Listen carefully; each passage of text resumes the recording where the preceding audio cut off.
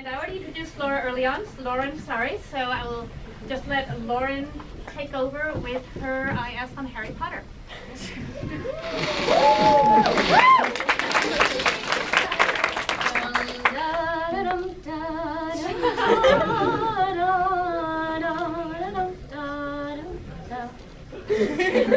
Since its premiere in 1997, Harry Potter has captured the heart of the Muggle world worldwide.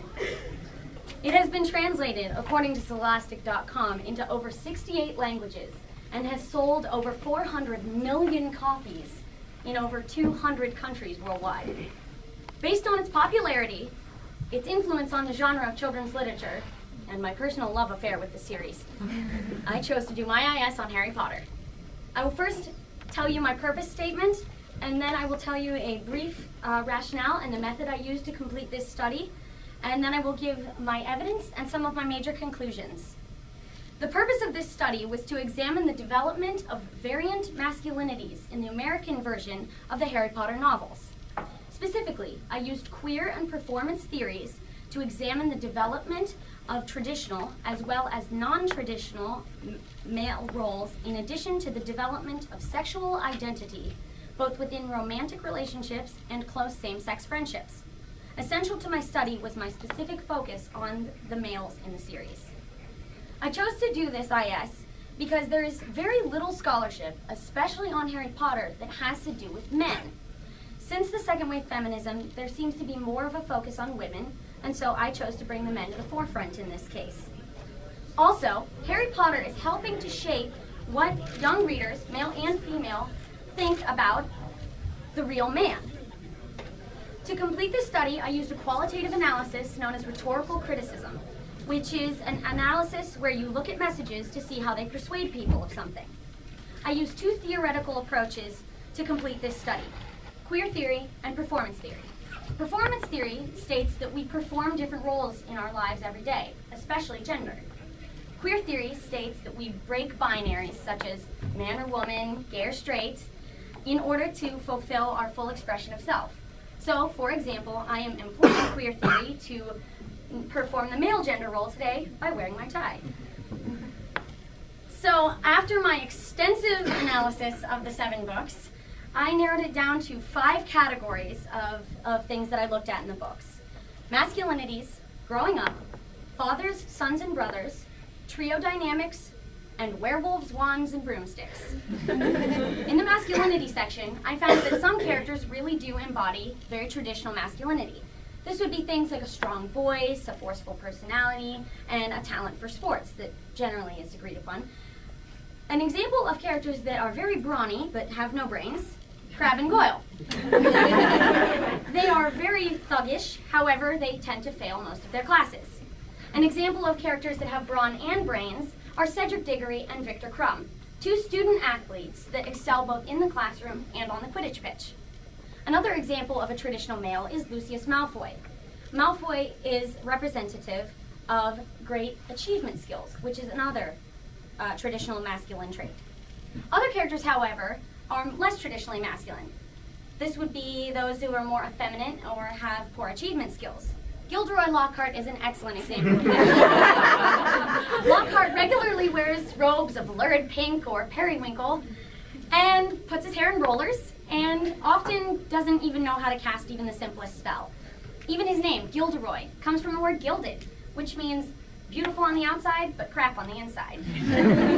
Neville Longbottom is another example of a non-traditional male. Neville, in the very beginning, according to Ron Weasley, doesn't even know which way to stand her cauldron right way up, and cries his way straight through the first 3 books. But by the end of the series, he has become one of the bravest and most magically talented characters. My second analysis was of growing up, which is the ways that adolescence functions in the series.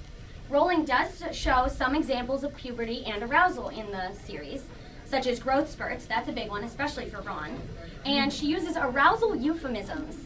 Everyone who's read Half-Blood Prince will remember the scaly monster inside Harry whenever he looks at Ginny. But otherwise, Rowling only sticks to descriptions of first kisses, which are often awkward or a little strange. And another thing I looked at is how boys manage the balance between friendships with their male friends and romantic relationships with girls. Others may recognize this as the bros before hoes idea. Harry disdains Ron's relationship with Lavender, so Ron has to strike a balance between his friendship and his relationship. My third section was fathers, sons, and brothers, which looked at the ways that all forms of male interactions work. I looked at the different fathers and father figures that are either positive influence or negative influences on the characters in the book. One of the negative ones would be Lucius Malfoy or Tom Riddle, Voldemort's dad, who obviously didn't lead their sons down a very good path. But positive fathers or father figures would be examples such as James Potter, Sirius Black, and Remus Lupin, who helped Harry to become the man that he was. Other functions are such as mentors, so Dumbledore for Harry, and brother figures or brothers. Dudley would be the example of antagonism, and the Weasleys would be the example of loving and teasing brothers. My fourth section was the trio dynamics, which looked at the interactions and the emotions within the main three characters, Harry, Ron, and Hermione. Harry and Hermione's relationship is declared as platonic at least twice in the novels. Hermione and Ron are the typical teenage couple. They fight and fight and fight until they finally realize that they like each other. Harry and Ron, however, are an example of a typical yet atypical relationship between teenage males. They're very typical in the sense that they try not to cry around each other, they rarely make physical contact with each other, especially hugging. However, they are very atypical in other ways. There is a theory known as exotic becomes erotic theory, which suggests that the sex that you are dissociated with in your childhood is the sex that becomes attractive to you when you hit adolescence. Harry didn't have any friends until he was 11, so I inferred that Harry would technically be attracted to both sexes, which I found through his descriptions of other males in the series, and especially through his relationship with Ron. For example, when they have their fight in Goblet of Fire, they don't duke it out like 14-year-olds probably would. Instead, they refuse to look at each other and send any message through Hermione. Also, in the second task, where they have a friend kidnapped, the other three champions have a sibling or a girlfriend. Harry has Ron. And in the end, Harry marries Ginny, the female version of Ron. My fifth analysis was of Casey Cothran's argument that werewolves are the wizarding equivalent of the HIV/AIDS in our world. These werewolves are afflicted with a disease in their blood, and they are socially stigmatized.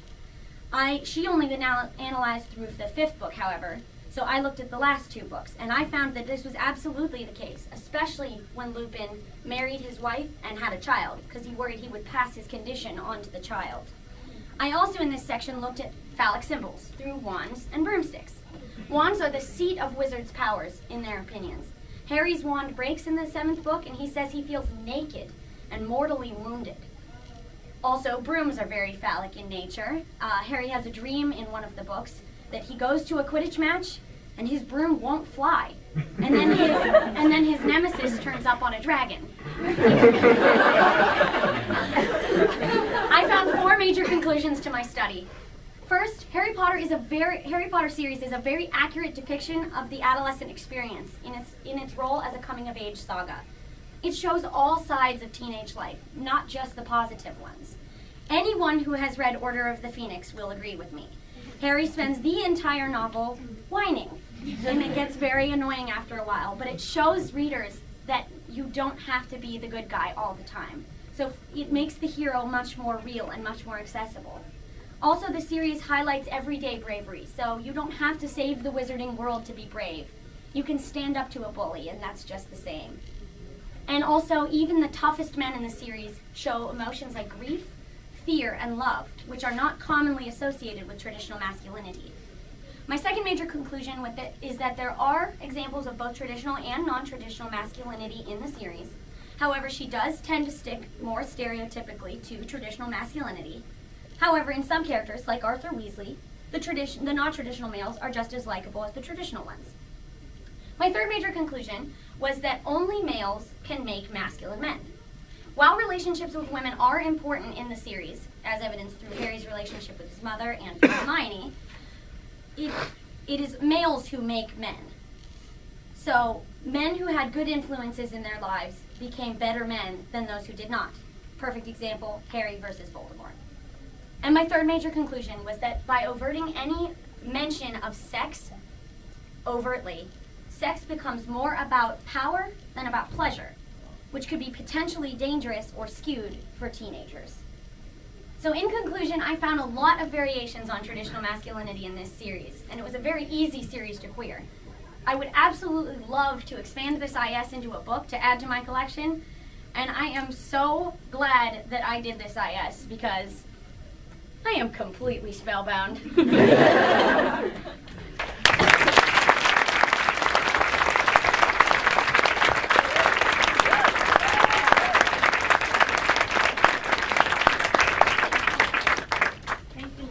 And we have an amazing 3.5 minutes left.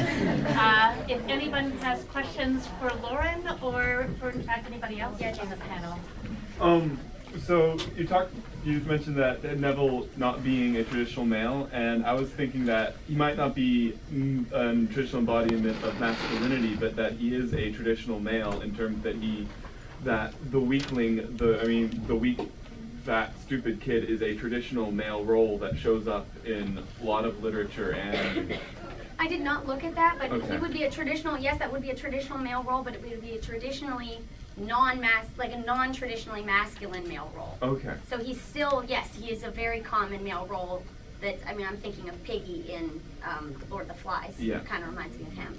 But he's not he's not the definition of what most people would say is traditionally masculine. Okay. Hmm? Yeah, Cameron. With your relationship between Harry and Ron, did you ever would it potentially play into their roles as maybe failed hero and hero, make an aspect into the queering of them? I didn't look at that, but it would make perfect sense that Ron sort of lives through Harry in some cases, but Harry lives through Ron in a lot of cases, especially with family interactions. So it's interesting to see how they play off each other and how they're so vitally a part of each other. Their stories intertwine from the first 100 pages of the series, and so they're inextricably linked throughout the whole thing. It's not surprising that there's a little bit more to it than just a plain friendship. Again, Cameron. You said that the werewolf affliction would be equivalent to the AIDS epidemic. Mm-hmm. So would that potentially play into Bill after he got hit by Fenrir Greyback and choosing Fleur because she is also a magical creature? Would she be the equivalent to someone who is either a sympathizer or because of the Beetle blood, be partial in her? She could be, because technically, I suppose he'd be like the HIV side of the HIV/AIDS bit, because he's not fully afflicted. But I never thought about Fleur. I really, really didn't look at the women in this case. I would like to do that in the future to expand this. But I think that she would definitely, the fact that she says, I'll do it, when she's putting the ointment on his face and stuff, I really think that, yes, she would be the equivalent of a sympathizer. Mm-hmm. Yeah, Jameson. I'm just like, what was Harry's good male influence growing up? Not growing up. Okay. He didn't have any growing up. Yeah, He had that's what- Vernon. Yeah. Yeah. Exactly. So he immediately got slammed with good male influences the minute he got to school. So he Okay. got Dumbledore, Hagrid, Arthur Weasley, and then you add in Lupin and Sirius in the third book, and so he started getting a strong basis for masculinity. But that would explain part of his identity crisis when he's struggling with who he is in the fifth book. Yeah. That really, I think that would be a large part of it, because he does have a relationship with his father in some ways as well. Mhm. That forms right around the third book.